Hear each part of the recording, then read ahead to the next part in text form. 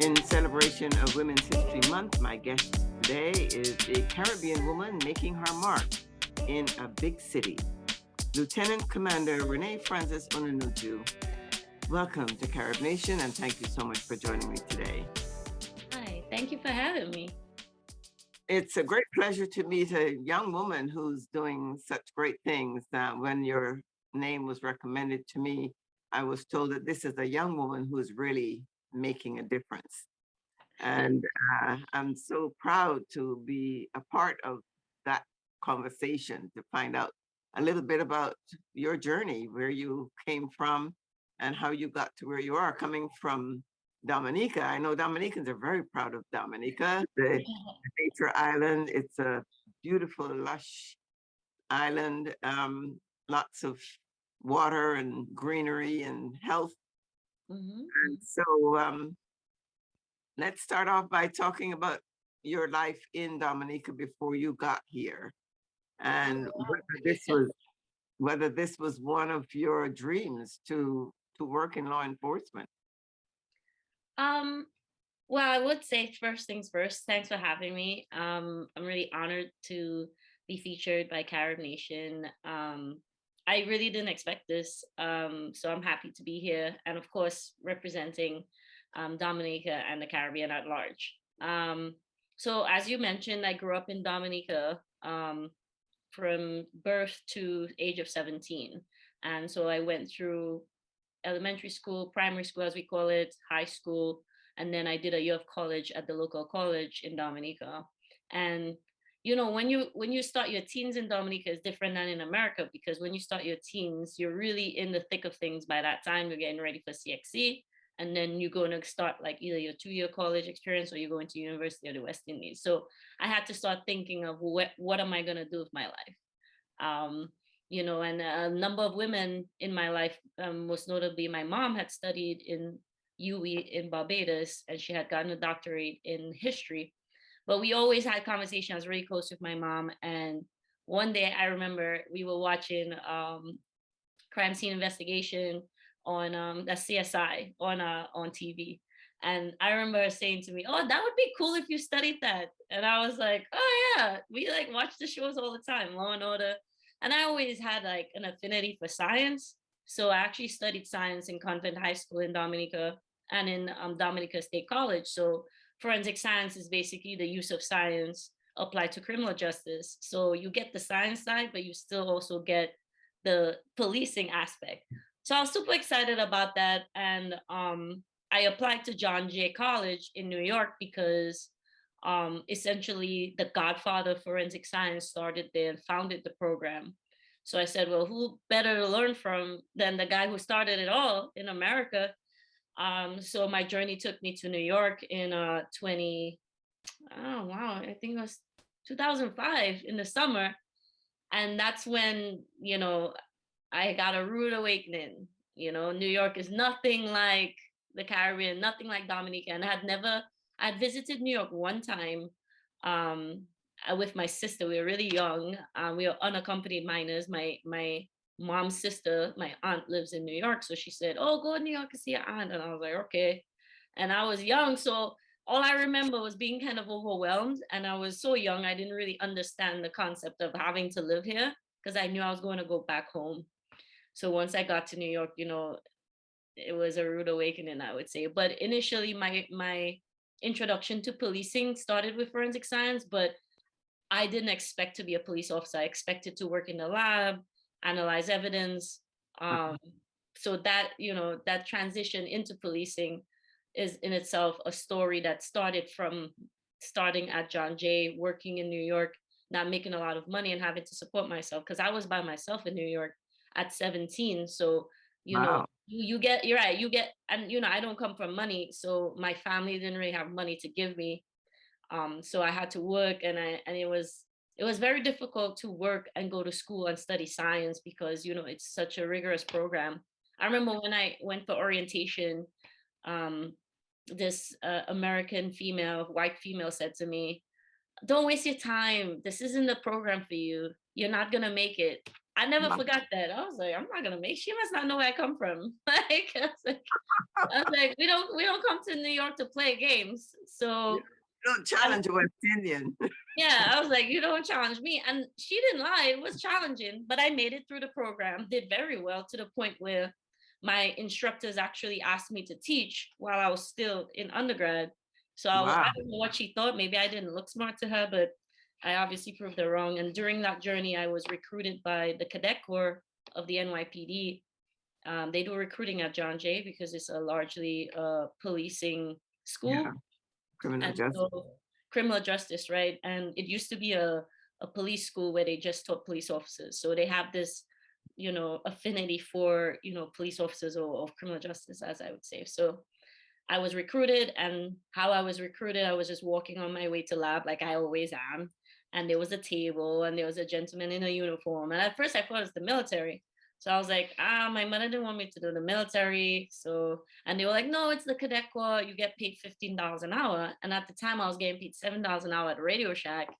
So to $15 an hour for an immigrant is a lot of money. Right. And you make your own schedule. And they told me that they would pay for school. I said, "What?" Yeah, exactly. So that's kind of how it happened. I started working. It's an internship program. I started working in the precinct, and the cops were just so inspiring to me because they wanted me to continue studying science. They told me I was smart, that I would be a chief one day, I'd be running this job. And I mean, I'm not a chief yet, but a lot of the cops I worked with, when they see me, they're like, "See, cadet, I told you you would be somebody." And I'm like, "Well, technically I'm a lieutenant now, but yeah." So it's pretty, it's a funny ride, but a great one. Fantastic. That's a great testament to number one, your upbringing and your perseverance.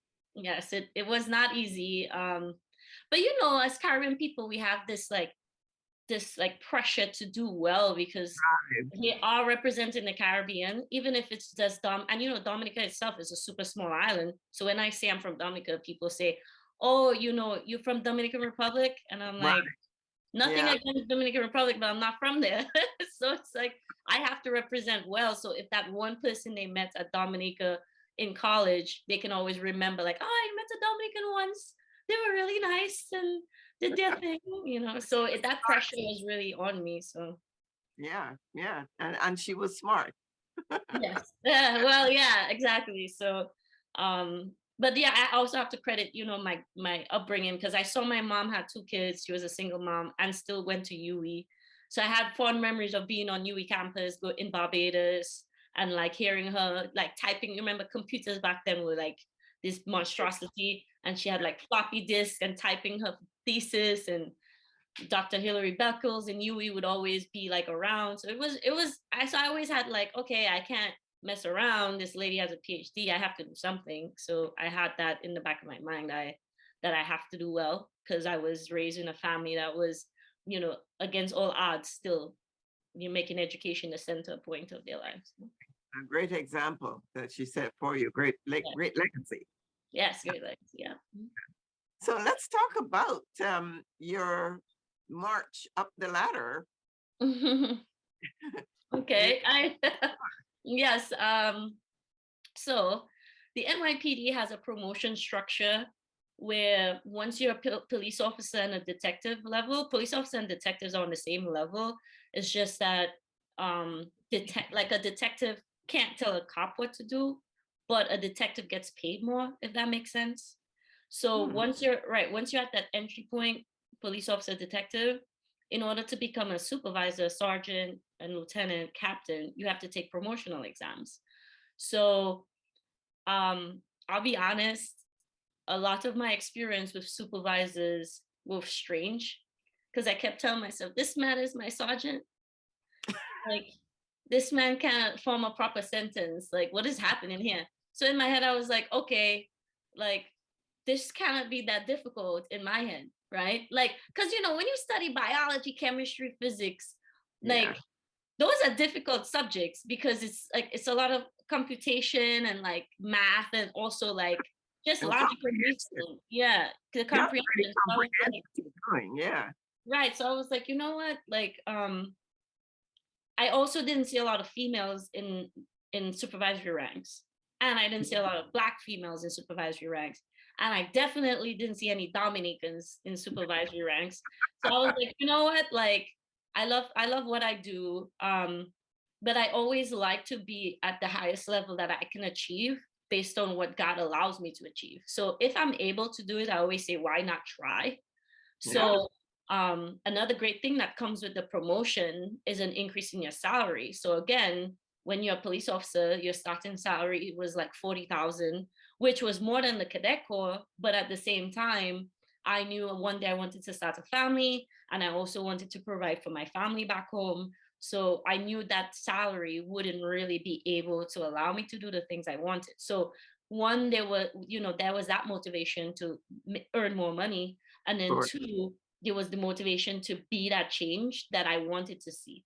So I always feel like people are motivated by what they see. So if someone sees me as a supervisor, they can say, oh, I could do it. Like I can look like this person. And I didn't really see that as a police officer. So as a sergeant, my mom was still alive at the time, and I never forgot this. I was studying, and I was going to grad school, and it was difficult because I was going to grad school on patrol, which is kind of weird because I was in Brooklyn, and Oh, being on patrol is a interesting experience.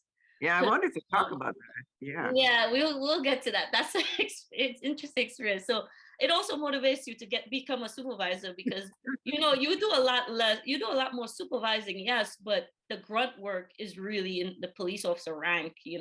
So doing that while studying, I was like, this is a lot. So I remember telling my mom, like, I don't think I'm gonna do well on this test. Because although I saw people that probably wasn't representing the rank the way I would, it still takes a lot of preparation to pass that exam. Like you can't walk in and say, oh, let me take this and then I'll pass. And because you have to do a lot of preparation, you have to study the patrol guide, the penal law, and it's difficult questions. And for me, again, coming from the Caribbean, I don't know, you know what I'm talking about. Like when you bring home, I'll never forget this story. I always tell people in America when they say, why do you always go crazy over a number score?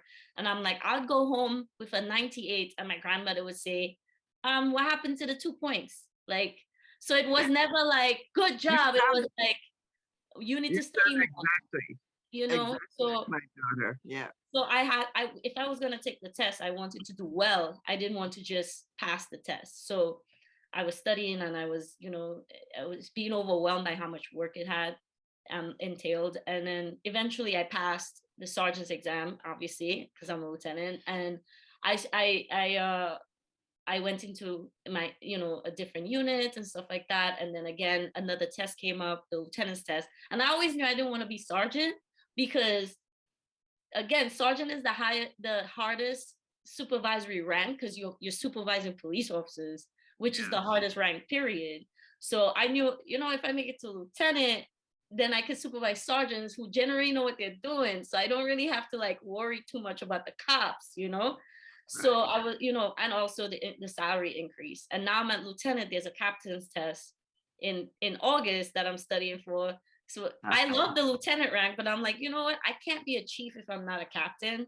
So why limit myself? So now I'm in the process of stressing my husband out about studying for this captain's test.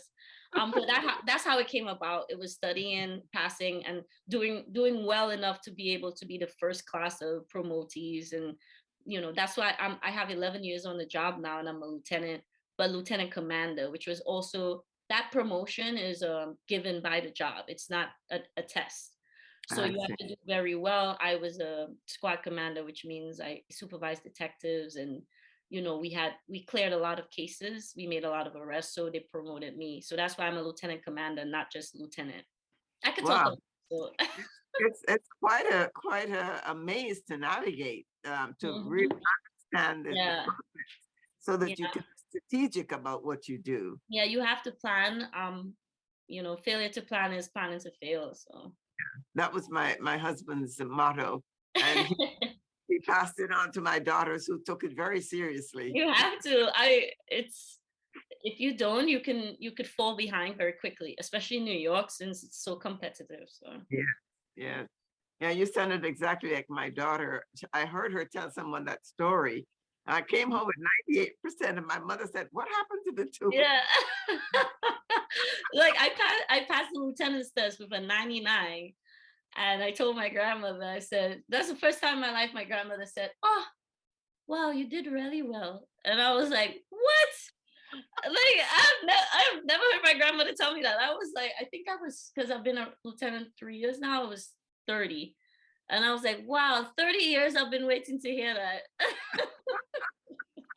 You have But to get yeah, to get it. yeah, and that was hard. Like it wasn't easy, but I was happy. So now it's more pressure because I'm like, oh, I want her to say it again. So Yeah, mhm.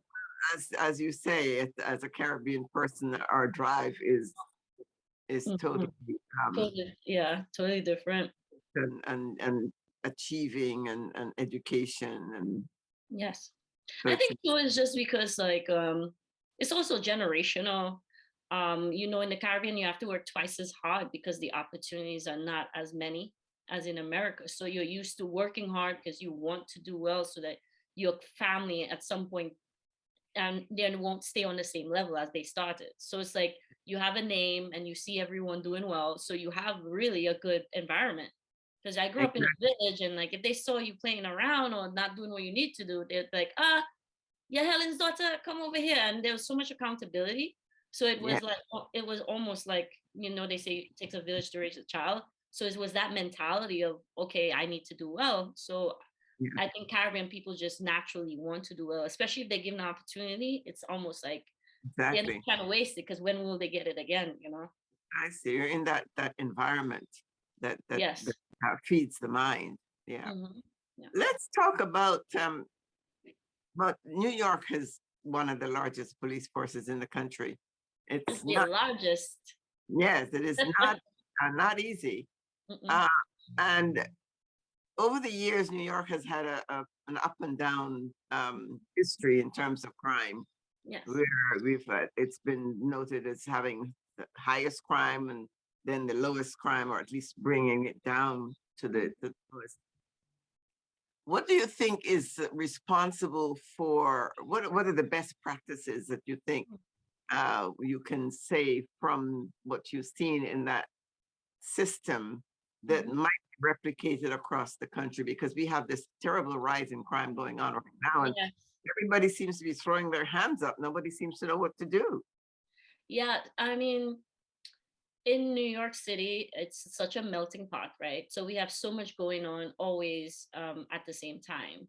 So the crime analysis has to really be on point, and you have to notice trends and patterns for you to fight crime. So it's easy to be reactive. A lot of police departments, they go to the 911 calls, they take a report, they investigate. But in order to really like suppress crime, you have to really look at it through the lens of how can I have prevented this before it even happened. So a Mhm. lot of perpetrators generally look at patterns as well. So if they see someone is successful doing it one way, they just copy it. So, perpetrators are similar to a lot of successful people. They work smarter, True. not harder. True. If somebody has a good pattern, you're just going to model after it. And that's why we read so many books on success, and because you want to see how did this person do it so I can do it. Yeah. So if you start looking at crime similarly, you'll see, okay, so all of these robberies are taking place X, Y, and Z in this borough. So then you start looking at the location and why is it so easy for a robbery to occur? Is it because of the lack of police presence, or is it because of the area itself? And maybe it comes down to who is committing the robberies, what age group. Is it something we can attack with that? Because a lot of crime in New York City is responsible, or I should say a lot of crime in New York City is coming from one set of people, right? One set of groups. So we have groups of gangs, and gangs generally make their money from narcotics trades. And what comes with narcotics is guns, and what comes with guns is going to be gun violence. So those are generally the crimes we look at because those are the most dangerous crimes. So once we can tackle that, what I've seen generally with policing, especially with the NYPD, is we do precision policing where we say, okay, we know majority of the crime is responsible from these gangs and groups, and that's why you see a lot of that in the media when we do gang takedowns, because we want to show the public, like you'll see like an example like in Brooklyn, Canarsie, where I worked Mhm. as a sergeant investigator. So I worked with detectives to solve crimes in Canarsie. What we noticed right away, okay, these shootings are all coming from the same people shooting at each other in Yeah, different areas. So it would be Flatbush versus Canarsie, and it would be young kids, and it will be some 20 something year olds, and we would say, okay, these are gangs that are fighting over generally social media beef. Silly, but a lot of when you're young, a lot of yeah, things a lot of things are emotional versus logical. So right. they're angry at each other. And when you take away one gang, although one gang still exists, a lot of crime decreases because they're not fighting with anyone. So we do a lot of gang takedowns. What we do as well is we'll look at like pockets of crime in different precincts and say, okay, um, what's happening here? Oh, we see that this neighborhood needs more programs, more influx of like charity events or people talking to people. And we'll see now with community policing, a lot of the crime is being solved because the community wants us to solve it. So we have a lot of people telling us, hey, this group is responsible for this, or this happened last night. So we have more precision reporting. So we could say, okay, we're taking a bunch of robbers in this area. Let's put police officers in that area. So that way we can grab the people off the street who are doing the robbery. So the robbery stop and then the crime goes down. So I mean, it's been effective. And what's also effective about the NYPD is it's so large, right? So there's so many police officers that we can use to try to combat the crime, and the detective bureau, as well as the intelligence bureau, are so good at solving the crime that generally will go down when you take the bad guys off the street. So it really comes down to taking bad guys off the street. As long as Yeah, we keep doing that, the crime goes down, but the bad guys have to stay off the street. So we also need the laws in place to ensure that they do get prosecuted and that they do get the prison time to keep them in. Because if they're just, it's a revolving door where they commit a crime, go to prison, but come right back out, they're gonna generally people, and if even when you study corrections and then you study like the psychology of crime and just America, America is not really forgiving when you've committed crimes. So it's very difficult for you to come back into society and really be a productive member of society because people already, treat you as if, well, you're a felon. I don't want to be around you. So you're going to go back to a life that because at some point you have to support yourself. So there's so many things that we can do, but policing itself, that's what we focus on. It's just precision and making sure that we're targeting the right groups. yeah. So in DC, for instance, the Attorney General um, believes that rehabilitation Hmm. can make a difference, and he's working with youth Right. to try to turn that corner, so to speak. I'd like Yeah. to talk about two things, and that is guns, Hmm. Black Lives Matter, and the patrol, um, the patrol job, so to speak. Yeah. What is it like as a police officer to be out there, um, and especially as a young woman, Hmm. because there are not many young women, and I know you stand out as one of the only one at your level anyway in that in your squadron, so to Yeah. speak. Yeah. Hmm. Talk a little bit about that Hmm. experience, and then we can talk about guns and Black Lives Matter before we wrap up. Okay, so I started off on patrol, but currently I'm in the intelligence bureau. Mhm. So, um, and I wasn't on patrol as a lieutenant. I was only on patrol as a sergeant and a police officer. So being a Black woman on patrol, is difficult when you're patrolling a majority Black area, just because I think people are sometimes surprised to see you in a profession that they've had so much distrust with over the years. So that's how I interpret it. Mm. That's what makes me continue to do my job. I'm like, okay, they're upset by when they see me, because they assume, because of the distrust with other police officers, that I would be the same. So you have to kind of just break that barrier down with them. And I loved patrol because even before we started doing instituting community policing as our model, I love the community because I love people that look like me. I love everyone, but like when you see someone that looks like you, have this kind of like connection. Yeah. And so I would go out and I would be on foot posts and I would just talk to a lot of young people. And I will say one thing. I think there is a disconnect with Caribbean people and Caribbean immigrants, who first generation Caribbean immigrants like myself, and um Black Americans who grew up in America. So there's a misunderstanding that it's easy for Black Americans in America because they have food stamps, they can go to college for free, their high school is free. But it took just one, my exposure to American college system and understanding the American history, to understand that the system is poorly made for people of color in America. Generally, it's the same in New York as well. So when you patrol these areas, you see how the system is made to really break people down and make it difficult for them to be as successful as they should be. How we like to say, oh, they should just pull their socks up and go to work. But when you live in a violent area, when you live in an area where you constantly have to worry about your safety, when you live in an area where you're from young, you're expected to be a part of that lifestyle. I mean, I mentored a lot of kids living in public housing, which we know as projects.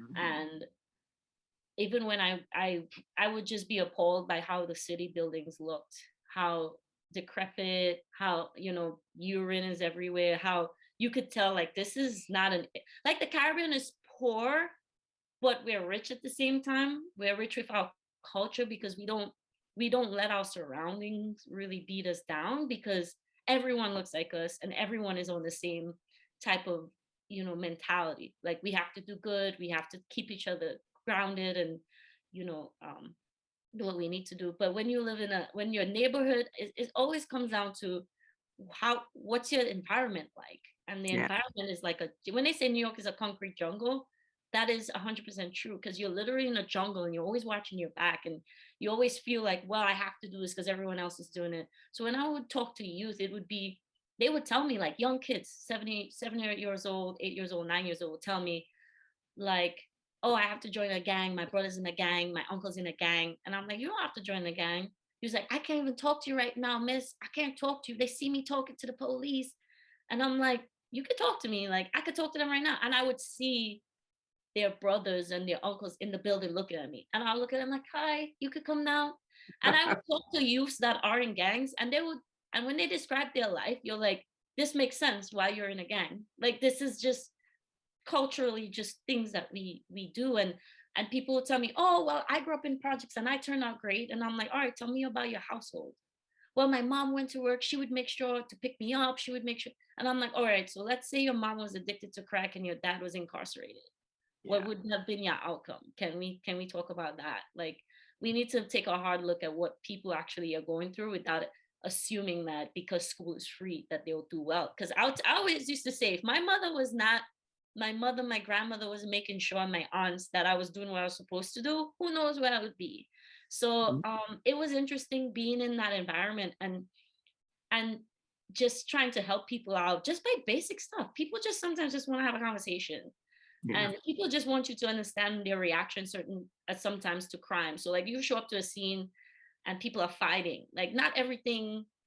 Sometimes you it's called verbal judo. Sometimes you just talk to people, just get on their level, let them True. know, listen, I understand why you assaulted that person, you're upset, but it's over now. Like we gotta go this way, we gotta handle this. And they would understand, like, oh yeah, she must know what I'm going through because she looked like me. Even if I sometimes I really don't know what they went through, I just assume, I just put this myself in their shoes. And it was interesting, and it also humbled me as well. I was like, wow, like I was very fortunate to grow up in the Caribbean.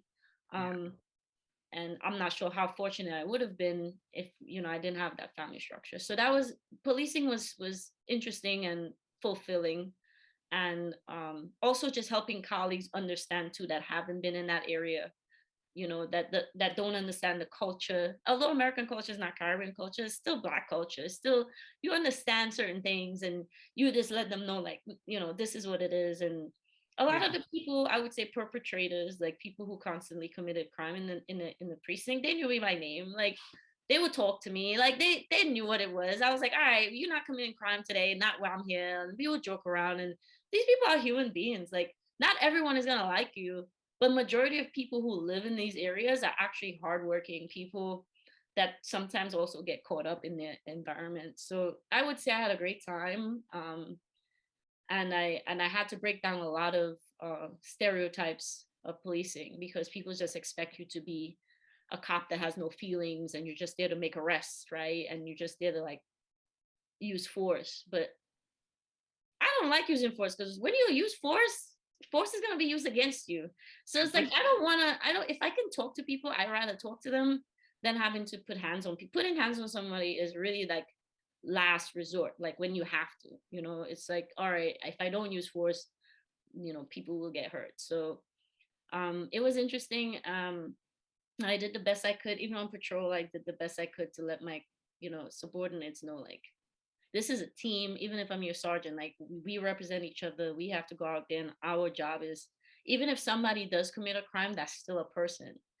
So Right. once you remember, like, that's still somebody's son that committed that crime, like, it kind of makes sense to you, like, all right, let me take the judgment away and just focus on what's happening in front of me. Because judging people will make you feel like they're not worth your time, which is why you can't look at a person's situation and really just look down on them, because then that's how you end up not treating people the way they should be treated. So do you think then that because of some of these experiences that police have had, that they've been hardened, and that's why people see them as um, brutal?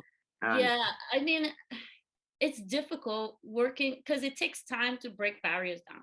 So it wasn't my first day. It took a while. People okay. people called me traitor. People curse at me every day.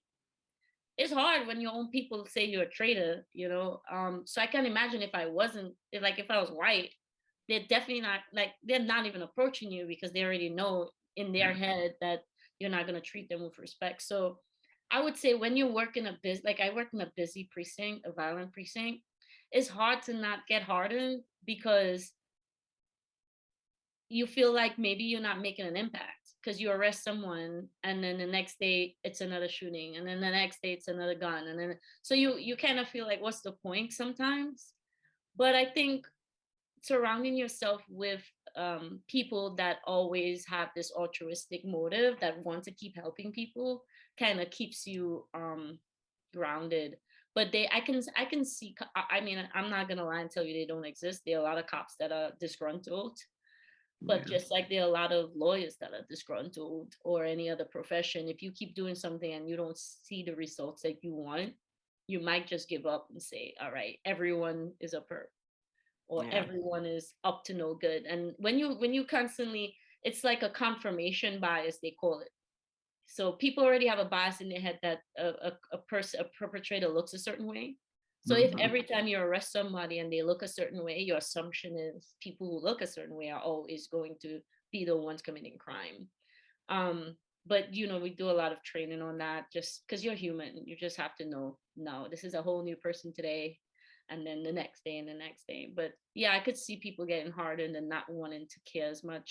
um you know that's why policing is, would I recommend policing to a young person?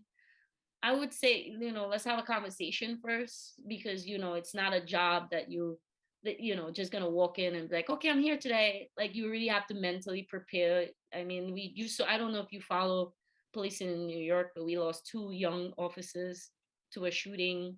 Yes. Me, Officer Rivera was shot and his partner was killed. He was shot and killed too. And they were young, 22 and 30. So it's a job that comes with dangers. And those two young police officers, in their application wrote how much, they're Dominican, like from the Republic, and how they want to help their people. They came from those situations, from poor families, and it's they want to be the change that they want to see, and they want to be the cop that people trust and stuff. And they got murdered in their own neighborhood. Yeah. Like, so Yeah. it's That was like, very bad. people will say like, what's the point of helping when no one wants your help? But people want your help. It's just, it's a dangerous job, and you really have to tell yourself, am I willing to put my life on the line for other people? You really have to ask yourself that question. So Is cultural competence uh, a major pillar in the training these days? um so we don't have specific cultural classes for each culture, but we do have training on understanding rules of cultures and understanding that your culture is irrelevant, right? Unless you can use that as a tool to gain trust. So I think the job does well with putting people um, that have, that have a certain background in the right areas. So we have a lot of Haitian cops working in Canarsie because Canarsie is largely Haitian. A lot of Asian cops work in the fifth precinct because that's Chinatown. So they Mhm. really want you to see somebody that you will feel confident to speak Right. with. Yeah. So in the Bronx, where I worked in the Bronx in the 4-6 precinct, it was just largely Hispanic officers. I was like, where are the black people? And I was like, oh, this makes sense. This is a Hispanic neighborhood. You want that because it's very difficult to get to a job and someone only speaks Spanish, and you're like, You can't como se dice, you're looking crazy. But if you just come on scene and you're like speaking Spanish, they feel like, oh, my people are here. I can tell them what happened. So I right. think they do a good job at that. With the LGBTQ community, we got a lot of training on that, so that we can understand how to communicate.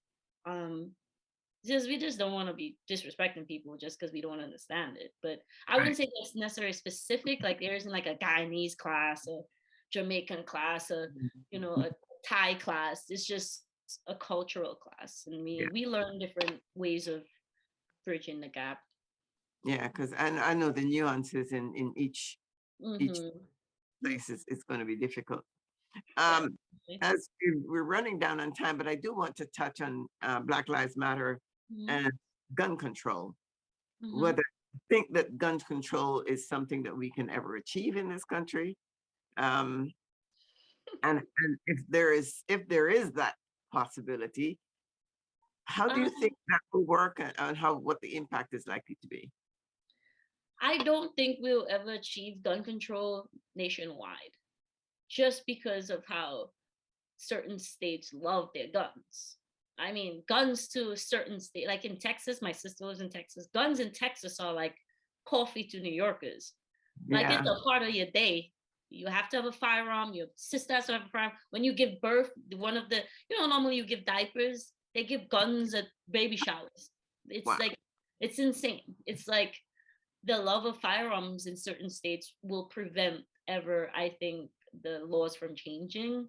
Especially, we know the NRA has so much influence, right? The National Rifles Association. But I think if the government and states are really getting serious about curbing gun violence, we have to get a hold on that. New York City has really strict gun laws.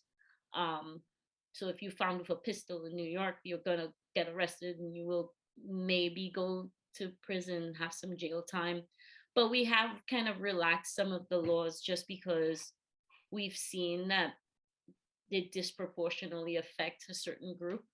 Yeah. So to say if we will really get a hold on gun control in America or New York, I would say it's going to be difficult because you want to please people as well. So you want to make sure people have access to guns who need access to guns, but then at the same time you want to make sure people who don't, we can close that pipeline. Because even now with the era of ghost guns, I'm not sure if you're familiar with the term, but a ghost gun is a gun that's 3D printed, so there's no serial number. So Right. that we're getting more and more crimes with ghost guns. So we don't even know where they're coming from. People are just printing guns, and that in itself with just technology, Yeah. that's gonna be difficult. Very. Yeah. So we're hoping for the best. um, But I would say, really be mindful of where you are and understand that people have access to guns more than before. Just because if I live in New York, even if you can't have a gun in New York, I'll just drive over to Virginia and buy like a case of guns and hope I don't get stopped by the cops. And if I don't get stuck, because there's so many interstates, like there's so many Yeah, roads you can take, there's so many cars, they're not going to stop every car. Similar to drugs that come into America, we're not stopping every ship. true. You just can't, it's like controlling drugs and guns is always going to be a fight to the death. So, Yeah. And the Black Lives Matter movement. yeah. Do you see that as making a difference in terms of how people behave, how laws are made? I would say that um, that Black Lives Matter or a lot of the organizations concerning racial matters and policing have made a change. I think it makes people more cognizant that this is an issue. You will or may be fired. Use force as necessary. I think it's like everything else in the world. When people are held accountable, then people generally will act right. But if I know I can get away for burglary in Queens, I'm always gonna do burglaries because there's no consequence. So I Yeah, think the more we see the outrage of people when something is done that shouldn't have been done, like George Floyd, I mean, God rest his soul, that should have never happened. However, we take that as a learning tool and say, okay, you go to the scene of a crime. It wasn't even a crime, it was a misunderstanding. And then your assumption is this man needs to go to jail. That assumption will be scrutinized. So you have to answer for now. So what I see in policing now is everybody, before they use force, they're thinking to themselves, will I be able to, or would a reasonable person be able to explain why this occurred?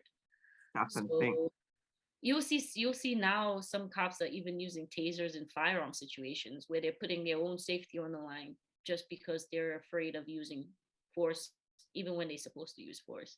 So I think it's good in a sense that it's making more people aware that they will be held accountable, but I think also too people might take it to an extreme where they might get harmed because they're afraid to use force. Because let's be honest, we see a black person get shot and killed, sometimes we don't even ask what the black person was doing. We just assume the cops killed them because they were black.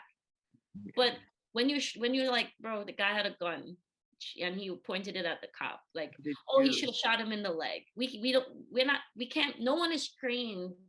Anybody who's ever taken a firearms course that's not even in policing will tell you you're trained to shoot center mass because it's very difficult under high intense pressure to shoot at such a small area and actually like hit the area. Like people think this is Hollywood, and I'm like, this isn't how it works. Like you point a gun at anybody, cop or not, if they have a gun, chances are this is you're gonna get hurt. Or if you don't obey a command in such a like high intensity situation, I always tell people when I used to make arrests, I used to always say, stop fighting, bro, fight in court. Because at the end of the day, like you don't fight police officers in the street, you fight them in court. Like take them to court, although it's awful that you have to get arrested. If a cop puts hands on you, it's almost always safer to just say, all right, take me to jail. And then you take them to court. And if they're wrong, you get paid. Like the city pays out so many lawsuits, not even against cops sometimes, just anything. You slip and fall on the sidewalk, you get paid. So I always tell people it's safer. Should it be like that? Should you be able to fight on the street with a cop? I don't think so. I don't think anybody should be fighting anybody. But Exactly. I think Black Lives Matter is necessary in certain scenarios, but not everything. Not every scenario is a poor use of force. Force True. is sometimes necessary. Necessary. Mhm. Well, that's been a very interesting conversation. I thoroughly enjoy talking with you. Me I've too. learned a few things myself about how policing works. So I'm Yeah, it's interesting. You should take a firearms course. You'll see. I remember when my first time shooting a gun was in the police academy, and I was missing. I was like, this is crazy. I thought it was gonna be easy. I watched so many cop shows, but I had to. It's literally practice. And even then, I'm still not a sharpshooter, but I can hit a target. But You know, I always tell people, take a firearms course. Let me know how you did. But you're right. If most people did, maybe we'd have a better perspective. Yeah, or do ride-alongs, or like spend a day with a cop on patrol. You start to see, like, they had a, I don't, I'll send you the YouTube link, where they took, like, I think either a senator or a community representative, and they put him in a high pressure scenario. It was fake, right? Mhm. And they said, okay, this guy has a knife. Like, let me know what you would do. And he shot the guy. And I'm like, you didn't even talk to the guy. As soon as he got out the car, he shot the guy. I'm like, what are you doing? Like, you know, so it's like, it's easy to, I always tell people, it's easy to judge someone, or Monday morning quarterback, like Americans like to say, and say what you would do, until you're in. I've been in so many scenarios where I'm like, I'm probably not going home today. This is gonna be bad. Yeah. But I'm trained, and I'm thinking that way. So, you know, cops are humans in a uniform. They're your Yeah. sister in a uniform. So imagine how your sibling would do as a police officer. Very, very true. So no, Wow. all the training in the world is not going to prepare you for a gun being pointed at you. You know, You're, it's, yeah. Under stress, you don't know what you'll do. yeah, Yeah. under stress, yeah. Now, in some situations, you know, as a police officer, this is not a stressful situation.